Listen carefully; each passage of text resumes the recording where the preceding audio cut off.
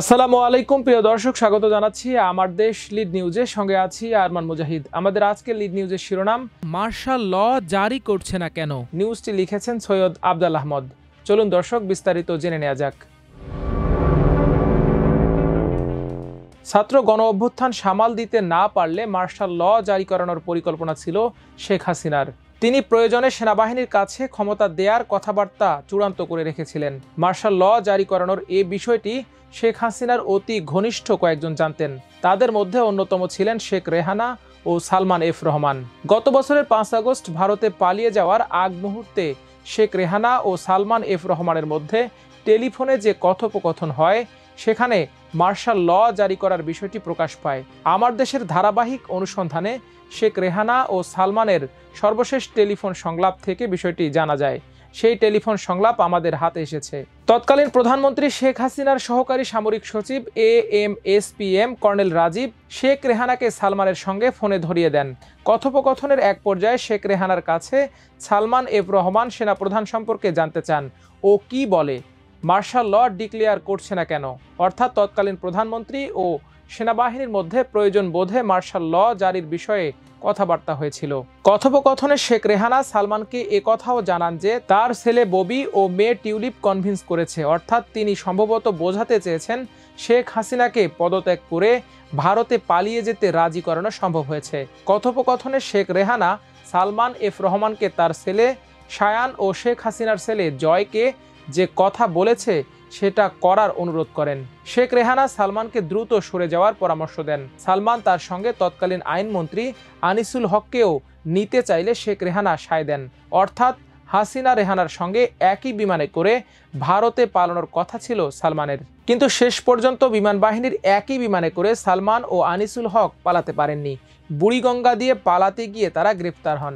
দর্শক, শেখ রেহানা ও সালমানের ফাঁস হওয়া টেলিফোন সংলাপ ধারাবাহিকভাবে বর্ণনা করছেন সহকর্মী তামান্না মিনহাজ। এক সেকেন্ডও দেরি করেন না। শেখ রেহানার একটি চাঞ্চল্যকর টেলি সংলাপ আমার দেশের হাতে এসেছে। ওই টেলিফোন সংলাপে শোনা যায় তারা দেশে মার্শাল ল জারির ব্যাপারে আলোচনা করছেন। বিভিন্ন সংবাদ মাধ্যমের দেয়া তথ্য থেকে জানা যায় শেখ রেহানা বর্তমানে তার পরিবারের সঙ্গে যুক্তরাজ্যের লন্ডনে অবস্থান করছেন। পুরো কথোপকথনে শেখ রেহানাকে বেশ ভীত বলে মনে হচ্ছিল। ওই কথোপকথনে তিনি ও তার বড় বোন শেখ হাসিনা অন্য কোথাও চলে গেছেন এমনটা জানালেও কোনো জায়গার নাম উল্লেখ করেননি। শেখ রেহানার শেষ মুহূর্তের ওই আলাপচারিতা ছিল বেশ সংক্ষিপ্ত, তবে অনেক বিষয়ই উঠে আসে তাদের কথোপকথনে। 2024 সালের 5 আগস্ট শেখ হাসিনা ও শেখ রেহানা ভারতে পালিয়ে যাওয়ার আগ মুহূর্তে সম্ভবত হেলিকপ্টার থেকে এই টেলিফোনটি করা হয়েছিল। ফোনের অপর প্রান্তে ছিলেন সাবেক প্রধানমন্ত্রী শেখ হাসিনার বেসরকারি শিল্প ও বিনিয়োগ বিষয়ক সাবেক উপদেষ্টা সালমান এফ রহমান। সালমান এফ রহমানের সঙ্গে শেখ পরিবারের সম্পর্ক বেশ পুরনো। শেখ মুজিবুর রহমানের ছেলে শেখ কামালের ঘনিষ্ঠ বন্ধু ছিলেন সালমান এফ রহমান, ফলে শেখ রেহানার সঙ্গেও তার সুসম্পর্ক ছিল। এই সম্পর্কের কারণেই সালমানকে সতর্ক করার প্রয়োজন বোধ করেন শেখ রেহানা। কর্নেল রাজীব নামে এক সেনা কর্মকর্তা সালমান এফ রহমানকে ফোন করে শেখ রেহানাকে ধরিয়ে দেন। সালাম দিয়ে কথা শুরু করে সালমানের অবস্থান জানতে চান Sheikh Rehana. Hello sir, sir colonel Rajib বলছি স্যার। রেহানা আপা একটু কথা বলতো sir, over to her sir. কে? রেহানা আপা। রেহানা আপা। জি স্যার। আসসালামু আলাইকুম ভাইয়া। হ্যাঁ ভাই সালাম। জি, আপনি কই? আমি আমার বাসায়। থাকেন না? থাকবো না। হ্যাঁ ঠিক আছে। এরপরই ওখানে না থাকার পরামর্শ দিয়ে রেহানা জানান তারা অন্য এক জায়গায় আছেন। নিজের ছেলেমেয়ের নাম উল্লেখ করে শেখ রেহানা বলেন ববি টিউলিপ কনভিন্স করেছেন, তবে কাকে কি বিষয়ে কনভিন্স করেছেন ববি ও টিউলিপ তা তিনি উল্লেখ করেননি। ধারণা করা যেতে পারে শেখ হাসিনাকে দেশ ছেড়ে পালানোর ব্যাপারে কনভিন্স করার কথা বলেছিলেন তিনি। আমরা অন্য জায়গায় আছি। আমরা মানে ববি টিউলিপ রূপে কনভিন্স করছে, ফোন না করতে পারলেও আল্লাহ যদি বাঁচায় রাখে কথা হবে। সালমান এফ রহমানও এই সময় শেখ হাসিনা কোথায় আছেন জানতে চান। সালমান এফ রহমান বলেন তিনি পালাতে পারলে সাবেক আইনমন্ত্রী আনিসুল হককেও সঙ্গে নিয়ে যাবেন। পরে অবশ্য আনিসুল হক সহই সালমান এফ রহমান আইন শৃঙ্খলা বাহিনীর হাতে ধরা পড়েছিলেন। তোমরা অন্য জায়গায় চলে গেছো? আপাও গেছে? জি ভাই, তো আপনি তো আমি আমরা যদি বাইর হতে পারি আমরা বের হয়ে যাবো, আনিসুল হককেও বের করে ফেলিস সাথে। হ্যাঁ হ্যাঁ, যেটা হয় আপনি ইমিডিয়েটলি ওই যে সায়ান আর জয় যেটা বলছে আপনি ওইটা করেন। ঠিক আছে। টেলি সংলাপে শেখ রেহানা পরামর্শ দেন সালমান এফ রহমান যেন 1 সেকেন্ডও সময় নষ্ট না করেন। তিনি জানান, গুলশানে শেখ হেলালের ভাই শেখ জুয়েলের স্ত্রী শম্পার বাসায় কেউ গিয়েছিল, তবে কে বা কারা সেখানে গিয়েছিল সে সম্পর্কে বিস্তারিত জানাননি শেখ রেহানা। এ সময় তিনি বারবার সাদা জোব্বা ও দাড়িওয়ালাদের কথা বলছিলেন এবং সালমান এফ রহমানকে পালানোর তাগিদও দিচ্ছিলেন বারবার। 1 সেকেন্ডও দেরি করেন না, কারণ শম্পার বাসায় গেছে, ফটো তুলছে এবং চারিদিকে মানে সাদা ঝোপা পড়া দাঁড়িয়ালা, এই আর কি। তো ইউ শুড লিভ, মানে যত তাড়াতাড়ি সম্ভব। আর আমি কনভিন্স করতেছি যে মানে যা যা আসে ওইটা করবো আর কি, এখানে একদম থাকা সেফ না। এ সময় Salman F Rahman martial law জারির অগ্রগতি সম্পর্কে জানতে চান। সম্ভবত তিনি সেনাপ্রধান জেনারেল ওয়াকারুজ্জামানকে ইঙ্গিত করে কথা বলেছিলেন। তিনি প্রশ্ন করেন, ও কেন মার্শাল ল ডিক্লেয়ার করছে না? তাহলে ও কি বলবে? মার্শাল ল ডিক্লেয়ার করতেছে না সে? শেখ রেহানা সে প্রশ্নের উত্তর না দিয়ে আবার সালমান এফ রহমানকে দ্রুত পালিয়ে যাওয়ার জন্য তাগিদ দেন। ওইগুলো এখন কাম দেন না, ইউ শুড লিভ ইমিডিয়েটলি। ওকে।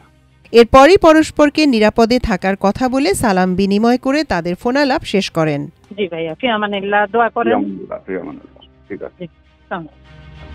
শেখ রেহানা বর্তমানে তার পরিবারের সঙ্গে যুক্তরাজ্যের লন্ডনে অবস্থান করছেন। আর সালমান এফ রহমান এবং সাবেক আইনমন্ত্রী আনিসুল হককে 13ই আগস্ট আইন শৃঙ্খলা বাহিনী গ্রেপ্তার করে। এরপর থেকেই তারা কারাগারে বন্দী। হত্যা চেষ্টা সহ তাদের বিরুদ্ধে একাধিক মানবতা বিরোধী ও দুর্নীতির মামলা রয়েছে। 5 আগস্টের পর সালমান এফ রহমান তার দাড়ি কেটে ফেলে ছদ্মবেশ ধারণ করে পালানোর চেষ্টা করেন। তার এই সফেদ লম্বা দাড়ির জন্যই একসময় তিনি দরবেশ নামে পরিচিত ছিলেন। ধারণা করা হয় ভারতে পালিয়ে যাওয়ার চেষ্টা করছিলেন তিনি, কিন্তু কোস্ট গার্ডের হাতে তিনি ও সাবেক আইনমন্ত্রী আনিসুল হক ধরা পড়ে যান। এরপর থেকেই তাদের স্থান হয় কারাগারে। আন্দোলন সামাল দিতে না পারলে মার্শাল ল জারি করানোর যে পরিকল্পনা শেখ হাসিনা নিয়ে রেখেছিলেন তা জাতীয় পার্টির চেয়ারম্যান জিএম কাদেরের বক্তব্যেও প্রমাণিত।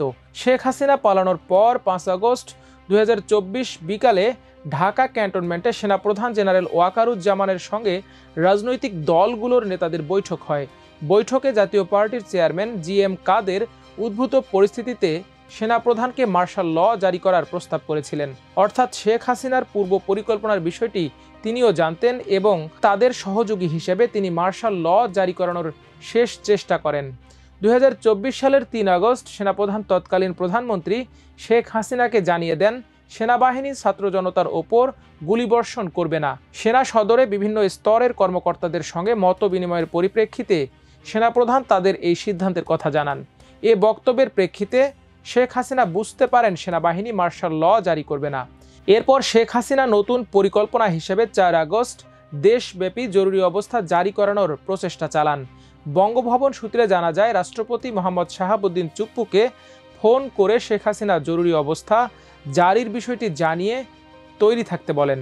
প্রধানমন্ত্রীর সামরিক সচিব রাষ্ট্রপতির সামরিক সচিবকে ফোন করে জানান প্রধানমন্ত্রী যে কোনো সময় বঙ্গভবনে যাবেন, কিন্তু শেষ পর্যন্ত শেখ হাসিনার জরুরি অবস্থা জারির চেষ্টাও ব্যর্থ হয়েছিল।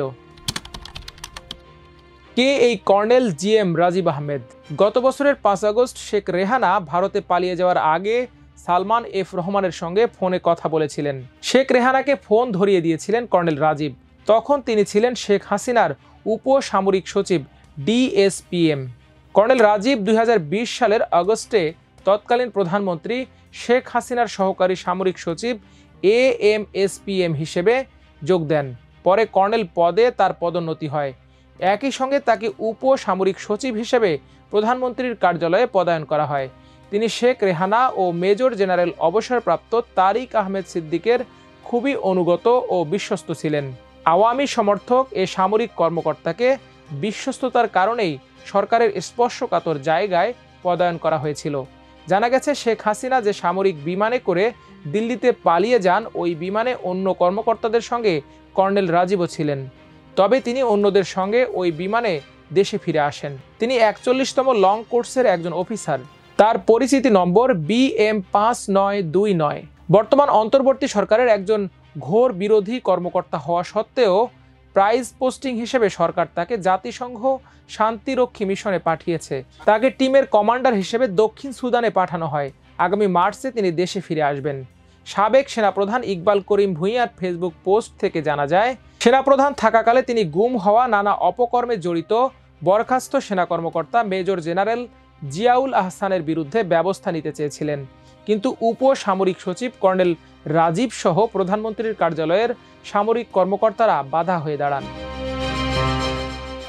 দর্শক, আজ এ পর্যন্তই। সবাই ভালো থাকুন, সুস্থ থাকুন, থাকুন আমার দেশের সঙ্গে। আল্লাহ হাফেজ।